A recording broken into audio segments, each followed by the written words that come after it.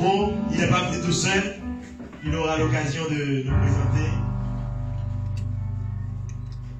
les bien-aimés qui l'accompagnent ce matin.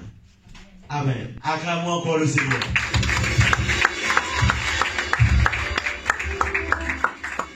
Gloire à Dieu. Nous savons que Pasteur Ataraï vient de la Côte d'Ivoire. C'est quelqu'un avec qui c'est un ancien musulman. Vous l'avez dit ici. Et que, alors qu'il a été juste pour une jeune fille dans une église, il a rencontré Jésus. Maintenant, il est prédicateur sur plusieurs continents. Avec la parole de Dieu, cette parole qui libère. Amen. Amen. Et c'est avec plaisir, avec fierté, que nous l'accueillons ici en ce lieu. Amen. Amen. Gloire à Dieu.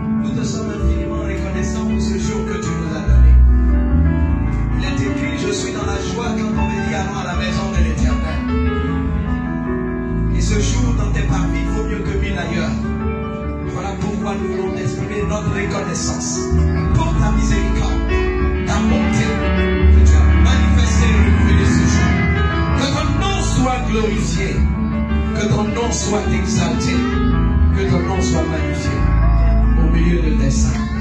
Merci Seigneur. Amen. Alléluia. Est-ce qu'on peut acclamer pour le Seigneur? Acclamez, acclamez, acclamez. Alléluia. Les acclamations sont une expression de reconnaissance et une expression de louange. Amen. Je suis dans la joie quand on me dit allons à la maison du Seigneur. Amen. Et c'est pour ça que quand nous sommes dans la présence de Dieu, nous ne devons pas nous priver d'offrir à Dieu ce qu'il est digne de recevoir. La louange, les actions de grâce, les acclamations, les cris de joie. Ne soyez pas silencieux dans la présence de Dieu. En fait, avec Dieu, il ne faut pas être religieux. Avec Dieu, il faut être vrai. Alléluia. C'est pour ça que je peux vous étonner pendant que je suis en train de prêcher en poussant des cris parce que c'est mon expression de joie, ma reconnaissance à Dieu pour ce qu'il a fait pour moi et qu'il continue de faire pour moi et ma maison. Amen. Amen. Il y a un chant que j'aime bien qui dit il est bon de louer Dieu. Alléluia. Il est bon de louer Dieu. Alléluia. Le groupe musical, ils sont déjà branchés, mais vous ne pouvez pas louer Dieu si vous êtes assis. Je ne sais pas. Quand on dit il est bon de louer Dieu et qu'on est assis, chez moi d'où je viens, quand le moment de louange arrive, je ne sais pas si vous avez remarqué tout à l'heure, j'ai sorti mon mouchoir. Quand le moment, ils sont très chauds. Je viens de l'Afrique de l'Ouest. Et l'Afrique de l'Ouest est connue comme un endroit, depuis le Nigeria jusqu'au Sénégal, c'est un endroit où les peuples sont des peuples qui dansent beaucoup. Vous comprenez? Si vous allez au Sénégal, vous allez voir les gens danser une danse qu'on appelle le balax. Les femmes dansent en levant les jambes comme ça. Ok? Quand vous allez en Guinée, vous allez voir la danse avec le djembé, où les femmes dansent comme ça. Ok? Quand vous venez en Côte d'Ivoire, vous avez une multiplicité de danses, du nord, du sud, de l'est à l'ouest. On danse avec les mains, on danse avec les pieds, tout ça. Vous allez au Ghana, c'est la même chose. Au Togo, c'est la même chose. Au Bénin, c'est la même chose. Jusqu'au Nigeria, c'est des peuples qui sont très dynamiques dans l'expression de joie, dans la louange. Amen. Vous savez, si vous avez l'occasion de visiter l'un de ces pays, ne vous priviez pas d'aller dans une église. Amen. Et vous verrez comment les gens louent le Seigneur. Je sais que quand on arrive en Europe, même quand on vient des Caraïbes, parce que dans les Caraïbes aussi on danse. Amen. Quand on vient en Europe, à cause du climat, notre attitude change un peu. On devient comme le climat. On devient un peu froid. Cependant, le Seigneur dit dans sa parole que si nous sommes tièdes, il va nous vomir. Donc, ne soyons pas froids, soyons chauds. Parce que quand on vient des tropiques, on vient avec la chaleur. Moi, je viens d'arriver fraîchement de la Côte d'Ivoire. J'étais en vacances avec mon épouse et les enfants.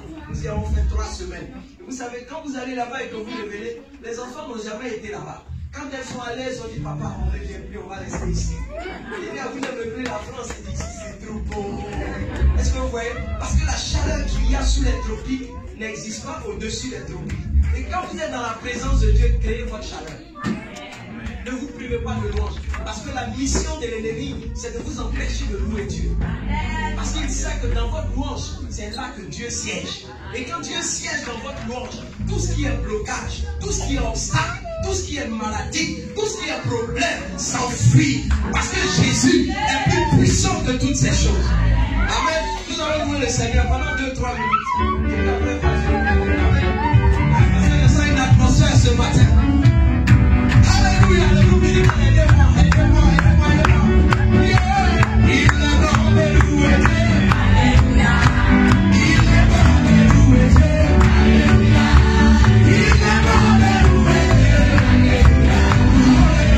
Alléluia. Alléluia. Il est bon de louer Dieu. Alléluia. Il est bon de louer Dieu. Alléluia. Oh, il est bon de louer Dieu.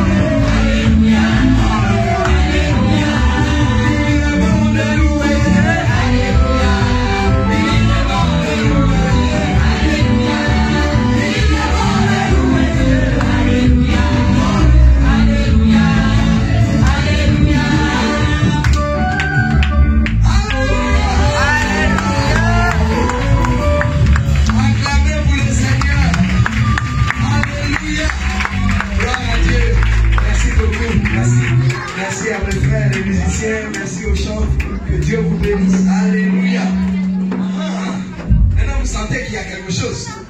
N'est-ce pas? Parce que quand vous êtes dans la présence de Dieu, vous devez être libre. Amen.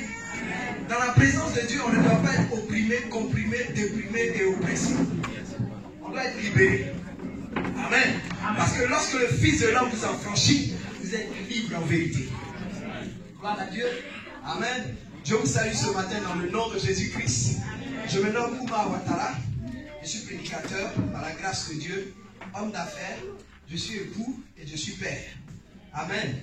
Et je suis vraiment reconnaissant à Dieu pour ce qu'il a fait pour moi et ma maison. Depuis le jour où j'ai dit oui Seigneur, ma vie n'a plus jamais été la même. Et Jésus ne m'a pas déçu une seule fois. Il est resté fidèle et il continue d'être fidèle. Le jour où il sera infidèle, je vais le laisser. Mais comme je sais qu'il ne sera jamais infidèle, je ne peux pas le laisser. Il y a une chanson chez moi qui dit: je ne peux pas laisser Jésus. Non, non, non, non, non, je ne peux pas laisser mon Jésus là-haut. Vous comprenez? Je ne peux pas laisser Jésus. Amen. Et je lui suis infiniment reconnaissant. Ce matin, je suis là, au sein de cette assemblée, avec mon épouse. Amen. Ma chère et tendre épouse, c'est ma petite copine. C'est la seule femme sur laquelle je fantasme. C'est ma canne à sucre, c'est mon papillon, c'est mon miel. Elle est tout ce que je peux imaginer, que je ne peux pas imaginer avec une autre femme. Elle est tout. Amen. Et c'est vraiment un don précieux. Vous savez, la Bible, celui qui a trouvé une femme a trouvé le bonheur. Avant de l'épouser, j'étais déjà prédicateur. Il y a des messages que je ne pouvais pas prêcher parce que je n'étais pas encore marié. Ne vous trompez pas. Quand vous ne vivez pas quelque chose, vous ne pouvez pas en parler. Ne vous trompez pas. Parce que c'est ce que tu as que tu peux donner. Amen. Le jour où je me suis marié, mon histoire a changé. Parce que maintenant, je pouvais dire des choses que je vivais. Je pouvais expérimenter des choses que d'autres parlaient. Et puis je les regardais comme ça et disais: tiens, quand est-ce que moi je vais vivre ça? Quand j'ai rencontré cette femme, mon histoire a changé. Même ma façon de prêcher a changé. Parce que quand une femme vient dans ta vie, surtout la femme que tu as choisie avec conviction devant le Seigneur, le bonheur se manifeste dans ta vie. Et cette femme, c'est ce qu'elle représente pour moi. Je l'appelle affectueusement chérie. Je voudrais que tu te lèves pour que les gens te reconnaissent. C'est mon épouse, Nicole Ouattara. Amen.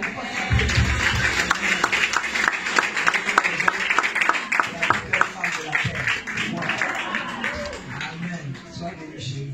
Nous sommes venus avec les deux enfants que Dieu nous a donnés. Nous avons deux filles. Amen. Nous avons Grâce Emmanuela, qui est l'aînée.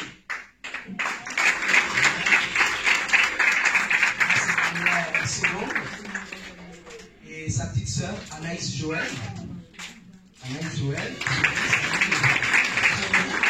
Anaïs est en 5e. Anaïs, c'est un témoignage. Amen. Je vais donner son témoignage avant que je le prêche. L'année dernière, quand elle était en 6e, elle commençait les cours tous les jours à 8h. Toute la semaine, elle avait cours à 8h. Et donc, elle a prié, elle a dit: Seigneur, quand je vais aller en 5e, change mes horaires. Je veux que tu changes. Je ne veux plus aller à l'école à 8h. C'est fatigant. C'est un enfant, il se lève très tôt le matin pour partir à l'école. Et puis Dieu l'a exaucé. Cette année, elle rentre et puis elle regarde son emploi du temps. Elle a cours tous les jours à 9h. Alléluia. Le Seigneur est fidèle. Vous voyez, Dieu exauce même la prière des enfants. Elle priait dans le secret: Seigneur, il faut changer. Parce que je la réveillais tous les matins. À 7h, je la réveillais. Je suis fatiguée. Ça ne fait rien. Tu vas aller à l'école. Elle a dit: non, il faut que je prie pour que Dieu change la vie. Dieu l'a exaucé. Si Dieu a fait pour Anaïs, Dieu peut faire pour toi. Amen. Il faut que ton amen soit puissant. Amen. Ne sois pas avare dans les amen. Quand tu dois dire amen, dis ça généreusement. Amen. Amen. Gloire à Dieu. Prenons nos Bibles, s'il vous plaît, dans le livre de Matthieu au chapitre 4. Je voudrais au passage saluer le pasteur, qui est vraiment un homme de Dieu formidable. Votre pasteur. Je voudrais que vous acclamez le Seigneur pour la vie du pasteur Eric. Alléluia.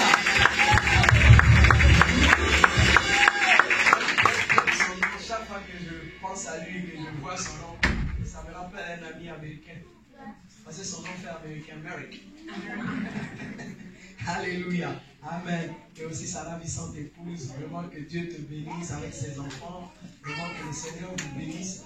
Et je salue aussi tous ses collaborateurs, tous ceux qui l'assistent dans le ministère, les hommes, les femmes de Dieu qui seront disponibles afin que Dieu puisse les utiliser dans la même association pour garder véritablement ce feu de la foi afin d'accomplir ce pourquoi Dieu vous a appelé en une saison comme celle-ci. Amen. Que Dieu vous bénisse. Amen. Amen. Amen. Vous pouvez pas me dire Amen. Amen. Amen. Moi j'aime les Amen. Et si vous ne dites pas, c'est compliqué. Amen. Alléluia.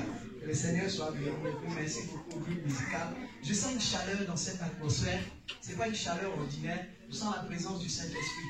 Parce que ce dont je vais vous parler ce matin, c'est une chose fondamentale. C'est la chose pour laquelle nous vivons aujourd'hui en Christ.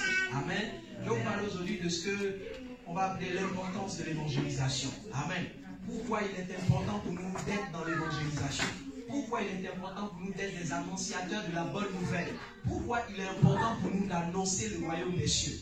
Amen. Parce que c'est la mission principale que nous avons sur terre.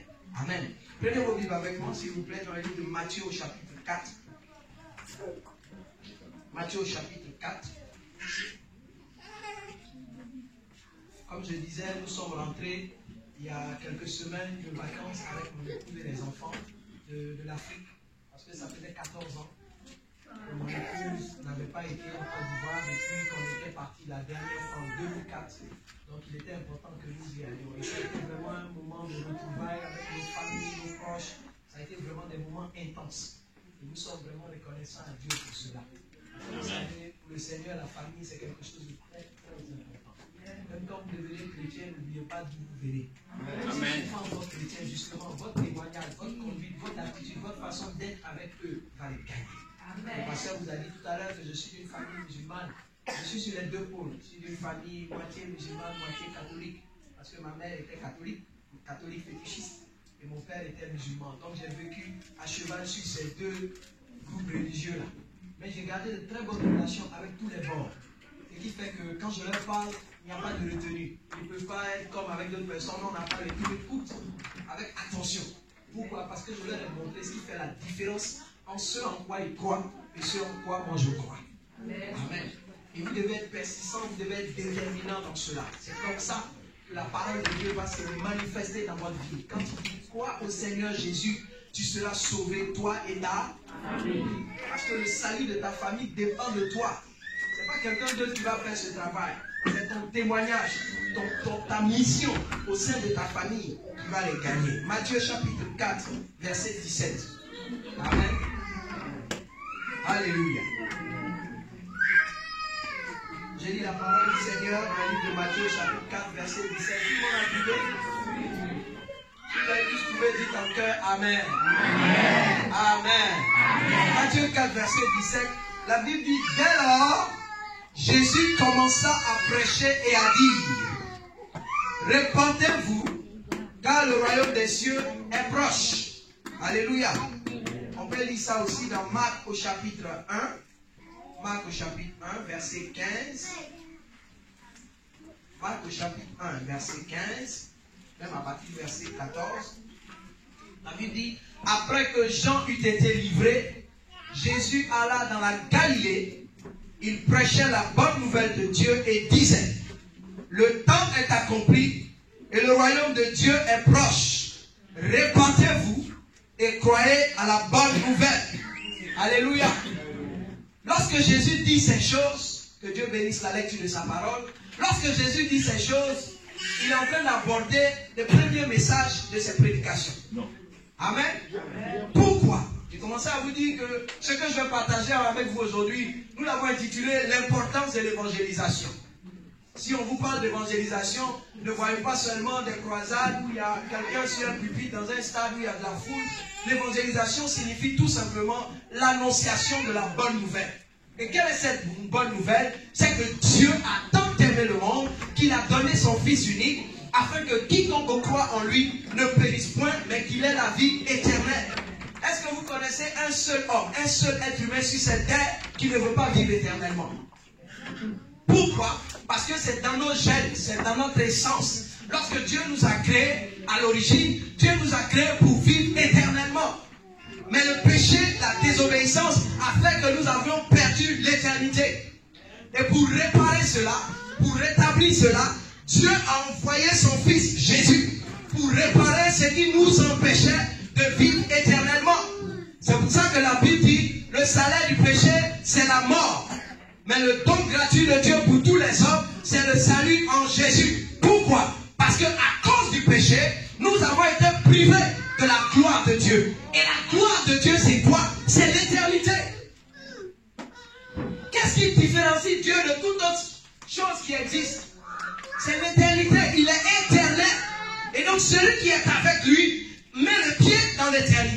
Celui qui marche avec lui, marche avec l'éternité. Celui qui dort avec lui, dort avec l'éternité. Est-ce que vous comprenez cela?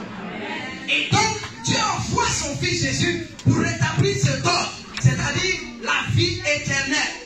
Voilà pourquoi, si tu invoques Jésus, tu le reçois dans ta vie comme ton Seigneur et ton Sauveur personnel, tu as accès à l'éternité. C'est pour ça que lui-même de son présence sur terre, il disait, si vous mangez ma chair et buvez mon sang, vous avez la vie éternelle. Il n'était pas en train de dire, découpez-moi, mangez mes morceaux, buvez mon sang comme des zombies. Il était tout simplement en train de dire, si vous vous identifiez à moi, vous acceptez mes préceptes, vous acceptez de vivre selon ce que j'ai établi, vous avez la vie éternelle. Parce que la vie éternelle n'est pas la conséquence d'un effort humain. La vie éternelle est la conséquence d'un effort divin. C'est Dieu qui a permis cela pour vous et moi. Voilà pourquoi aujourd'hui, la Bible dit que je ne suis pas ici. Même si je suis ici physiquement, je suis assis dans les lieux élevés en Jésus-Christ. Je suis déjà avec l'éternel. Je suis déjà dans l'éternité. Bien que je sois assis. Parce que la Bible dit que Christ est assis à la droite du Père. Et pendant qu'il est assis à la droite du Père, nous sommes en lui.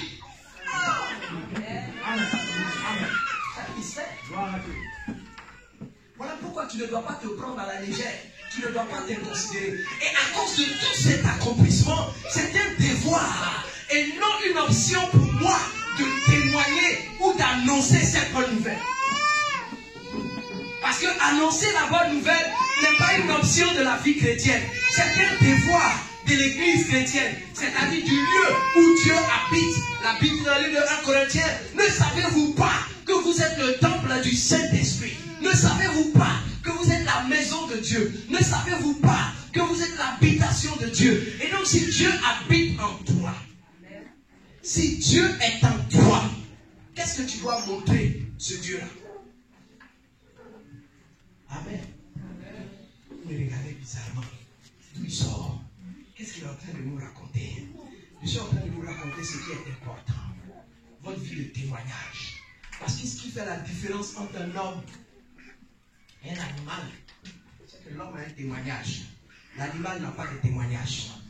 C'est pour ça que si quelqu'un te dit que tu es un animal, dis je suis désolé. Peut-être c'est toi qui l'aimes, mais pas moi. Moi je suis l'image de Dieu, selon sa ressemblance. Parce que Dieu m'a créé pour que je reflète sa gloire, comme vous venez de le chanter tout à l'heure. Amen. Je sais qui je suis. Amen. Il nous a fait pour que nous manifestions son règne, sa gloire sur la terre. Dieu ne nous a pas créés pour dominer les uns sur les autres, mais il nous a créés pour dominer sur le reste de la création. C'est pour ça qu'il nous a créés. Et voilà pourquoi, étant sur terre, notre mission, c'est de témoigner de cette nouvelle. C'est de faire connaître le règne de Dieu au milieu de notre génération, de nos familles, dans notre lieu de travail, à l'école, partout où nous sommes. Même si on met des lois, on met des barrières, on met des obstacles, ils ne vont pas nous empêcher de le faire. Parce que c'est la raison pour laquelle nous vivons. Amen. Et donc quand Jésus commence son ministère, lorsqu'il apprend que Jean-Baptiste a été arrêté par Hérode et sa femme et sa fille, qui se sont mis ensemble de façon démoniaque, bien que Dieu avait sa main dedans, pour arrêter Jean-Baptiste et le jeter en prison, quand Jésus a appris la nouvelle, il a commencé à prêcher la bonne nouvelle. Mais cette fois-ci, Jésus ne parle pas comme Jean-Baptiste. Jean-Baptiste, quand il prêchait, lui, il disait, répandez-vous, le royaume des cieux est proche. Mais cette fois-ci, Jésus arrive sur la scène et puis il se tient debout. Il dit, hey, répandez-vous, car le royaume des cieux, il est proche, il est au milieu de vous. Pas comme Jean-Baptiste le disait. Jean-Baptiste le disait avec un regard un peu lointain, pour dire, il arrive, il arrive, il arrive. Mais Jésus vient pour dire, je suis là. Je suis là. Amen. Amen. Je suis tangible. Je suis vrai. Je suis plus que réel. Vous pouvez me toucher. Vous pouvez me vivre. Vous pouvez vivre en moi. Vous pouvez être avec moi. Donc l'objet du premier message de Jésus, c'est cela. La repentance pour avoir accès à la vie éternelle. La repentance pour avoir accès au royaume de Dieu. Amen.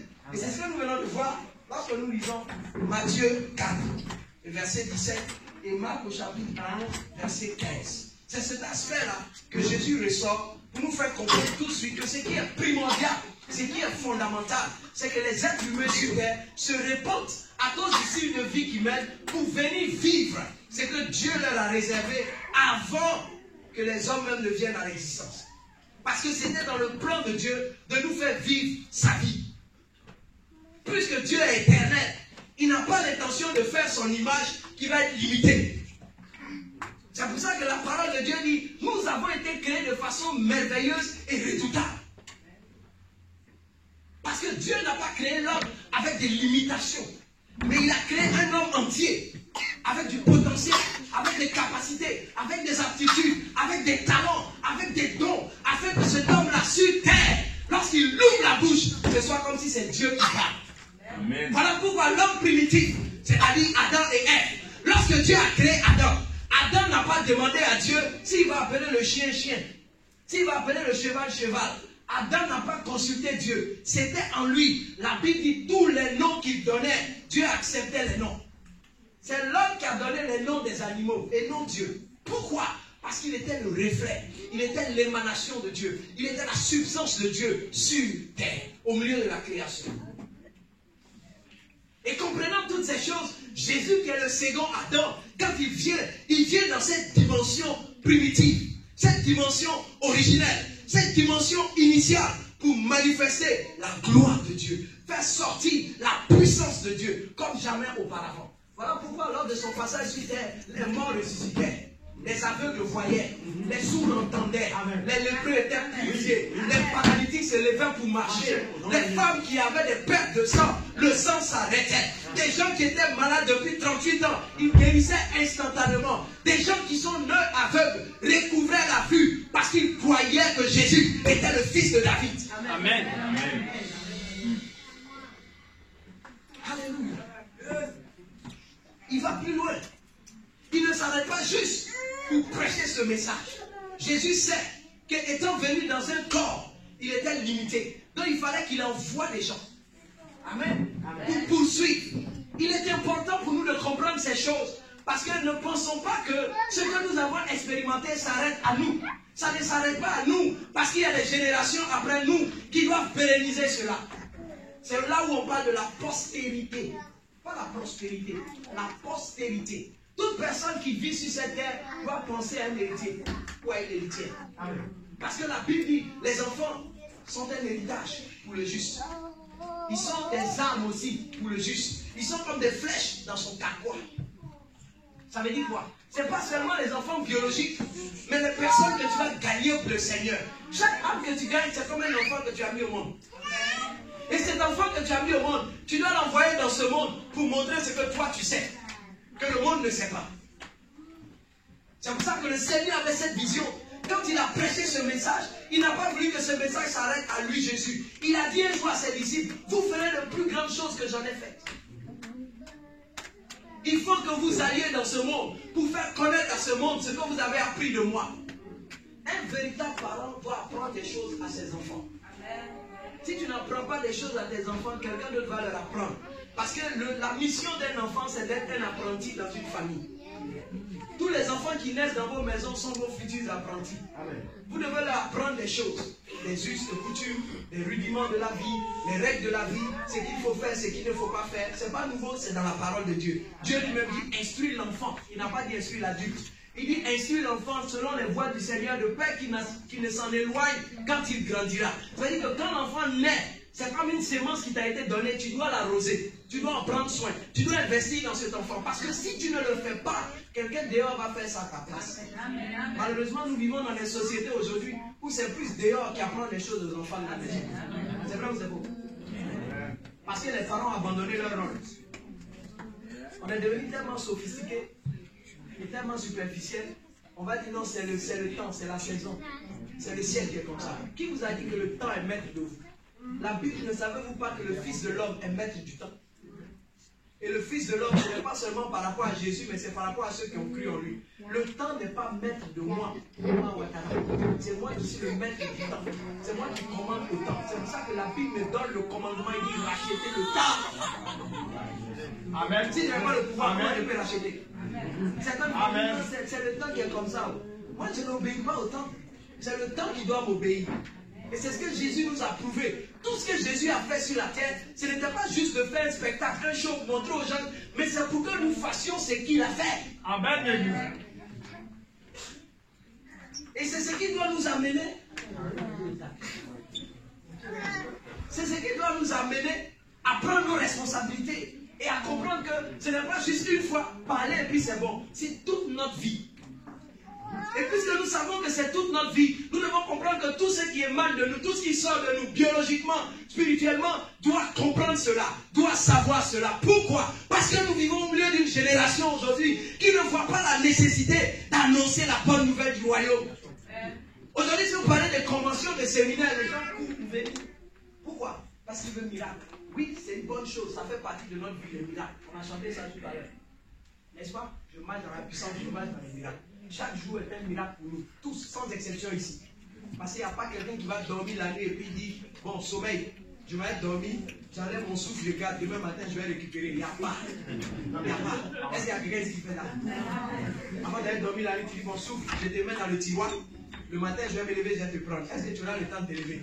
Tu l'as pris, tu vas te lever pour aller où? Donc chaque matin, c'est un miracle. Dieu renouvelle son souffle. Amen. Donc quand tu te lèves le matin, ne pense même pas. C'est ça le premier gars qui se trompe me dit qu'il ne croit pas au miracle, il dit tu es un enfoiré. Oui, moi je suis direct avec les gens. Il te dit tu es un enfoiré. Parce que tu t'es levé le matin là, tu sais où tu étais hier? Pendant ton sommeil, tu sais où tu étais? Et puis tu es là, tu dis moi je ne crois pas au miracle. Même si tu dis tu ne crois pas en mon Jésus, mais si tu me dis tu ne crois pas au miracle, tu es un taré. Tu n'es pas normal. Parce que chaque jour, la Bible dit, Dieu chaque matin renouvelle sa miséricorde et sa bonté. Tu sais ce que ça veut dire la bonté de Dieu? La miséricorde de Dieu est plus grande que sa colère, est plus grande que son jugement. Amen. C'est pour ça que Dieu, il fait du bien aux méchants, il fait du bien aux bons. Chaque matin, surtout avec ce temps-là, tu te lèves le matin, tu entends les oiseaux, et puis tu mets la tête, tu vois le soleil qui brille. Tu dis, ah, il fait jour. Avant d'aller dormir, tu savais que tu allais voir ça. C'est ça, il faut croire au miracle. Alléluia. Amen. Amen. Il faut croire au miracle. Et aujourd'hui, dans notre génération, il faut croire au miracle pour en faire de ça la chose fondamentale, la chose principale. Si on dit aux gens, on va aller à l'évangélisation, les gens commencent à se retirer. Ils ont honte d'aller parler à quelqu'un. Alors que c'est l'une des rares choses où Jésus a dit, si tu as honte de moi en public, moi aussi j'aurai honte de toi devant mon papa. Est-ce que tu comprends un peu cela? Il est en train de nous dire que la partie où nous devons être audacieux, c'est dans ça là. Audacieux. Je bénis le Seigneur pour la vie de ma femme, toujours. Je vous ai dit que quand tu n'as pas quelque chose, tu ne peux pas en parler. Moi j'ai le plus grand évangéliste dans ma maison, ma femme. Amen. Moi je suis prédicateur, mais ma femme c'est une évangéliste hors pair. Et mes enfants peuvent vous témoigner. Quand on va faire les courses, toutes les caissières du supermarché au champ, à côté de chez nous, connaissent ma femme. Parce que quand elle arrive, elle donne sa carte, elle paye. Quand elle a fini avant de partir, j'ai une bonne nouvelle pour vous. Jésus vous aime. Ça va, c'est difficile. C'est tout simplement ce que le Seigneur nous demande de faire. Mais on a honte, on dit, on ne sait pas, tu sais, en France, ici, c'est compliqué. Tu vas dire ça, ils vont t'insulter. On n'a pas d'insulter. Jésus, on a craché sur lui. Toi, on n'a même pas craché, on t'insulte seulement, tu es fâché. On t'a même pas fouetté. On t'a pas attrapé pour te fouetter, te mettre une couronne d'épines. On dit, dis seulement que Jésus l'aime. Parce que certaines fois, vous pensez que vous devez attraper la personne comme ça, vous dites, viens ici. Il faut que tu viennes à Christ maintenant. Tu seras à l'église avec moi tous les dimanches. Dieu t'a pas demandé ça. Il dit, va. Va et annonce-lui la bonne nouvelle. Le reste là, ce n'est pas toi ton affaire. Tu sais pourquoi? Parce que quand il a entendu, c'est déjà un jugement pour lui. Le fait d'avoir entendu que Jésus t'aime, la seconde chose que la personne doit faire, elle doit te demander comment il m'aime. Et puis tu vas lui expliquer.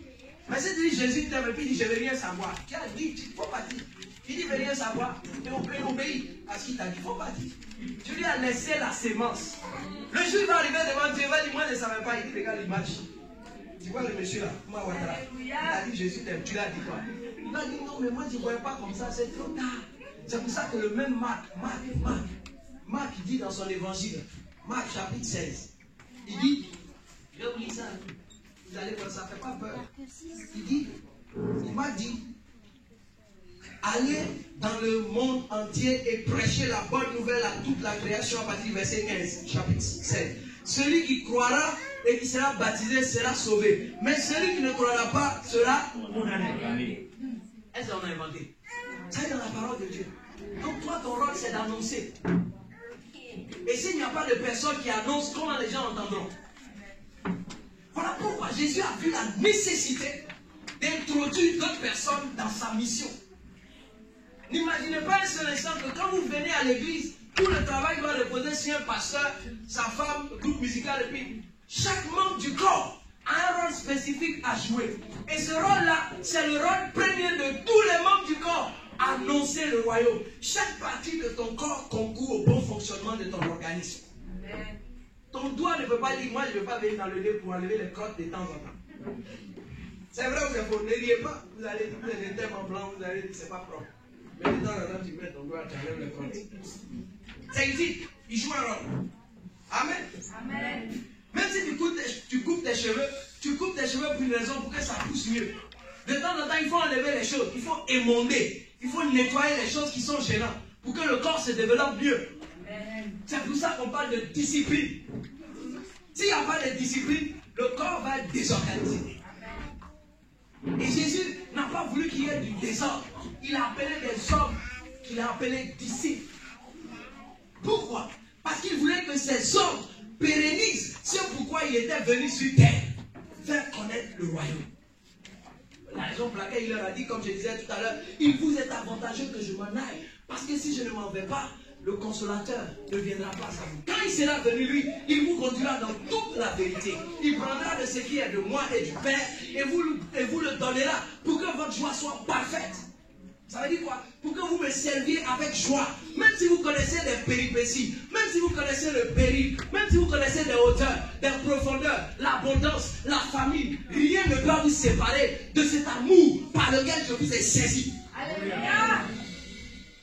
Parce que si l'amour ne t'a pas saisi, tu ne peux pas être fou. Est-ce qu'il y a quelqu'un ici qui est déjà tombé amoureux? Tu peux voir les mains? Est-ce qu'il y a quelqu'un ici qui est déjà tombé amoureux? Hey, vous faites au delà, vous êtes des anges. Vous êtes des êtres humains. Qui est marié ici? Levez la main, tous les mariés. Levez la main, tous les mariés. Les musiciens, tous ceux qui sont mariés, levez la main. Vous êtes mariés comment? Hein? Je demande, est-ce qu'il y a des gens qui sont déjà tombés amoureux? Personne ne lève la main. Comment vous êtes mariés? Alléluia. Alléluia. Vous êtes mariés parce que vous étiez amoureux l'un de l'autre. Et cet amour-là, si on vous demande d'expliquer, vous ne pouvez pas. L'amour ne s'explique pas. L'amour se révèle. C'est pour ça que la Bible dit Dieu est amour. La véritable nature de Dieu, c'est son amour. C'est l'amour.